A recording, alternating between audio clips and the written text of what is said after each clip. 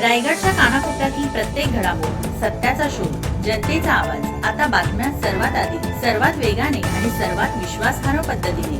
Breaking news, राजकारण, सामाजिक घडामोडी, अपघात, शैक्षणिक, सांस्कृतिक आणि विकासाच्या बातम्या पहा.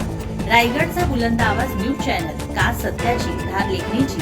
आपल्या हक्काचे न्यूज चॅनल रायगडचा बुलंद आवाज न्यूज चॅनल. लाईक करा, शेअर करा आणि सबस्क्राईब करा. मालाड रेल्वे स्थानकावरील प्लॅटफॉर्म क्रमांक 1 वरील अपुऱ्या निवारा शेडमुळे पावसाळ्यात प्रवाशांना होत असलेल्या गैरसोयींकडे रेल्वे प्रशासनाचे लक्ष वेधण्यासाठी महाराष्ट्र नवनिर्माण सेनेचे मालाड विधानसभा अध्यक्ष श्री शशांक डेहलीकर यांच्या नेतृत्वाखाली करण्यात आलेल्या आंदोलनाची दखल अखेर रेल्वे प्रशासनाने घेतली. पश्चिम रेल्वे विभागीय व्यवस्थापक कार्यालयीन अधिकाऱ्यांनी महाराष्ट्र नवनिर्माण सेनेच्या पदाधिकाऱ्यांसह प्रत्यक्ष स्थळ पाहणी केली असून येत्या 20 दिवसात तात्पुरती निवारा शेड उभारण्याचे आश्वासन दिले आहे.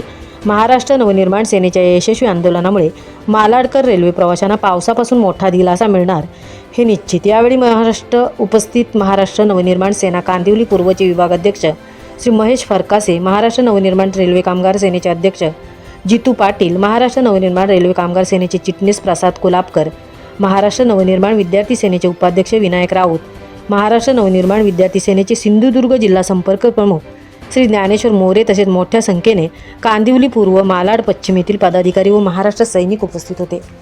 महाराष्ट्र सुपरफास्टसाठी नितेश शेलार, तृप्ती भोईर, मालाड.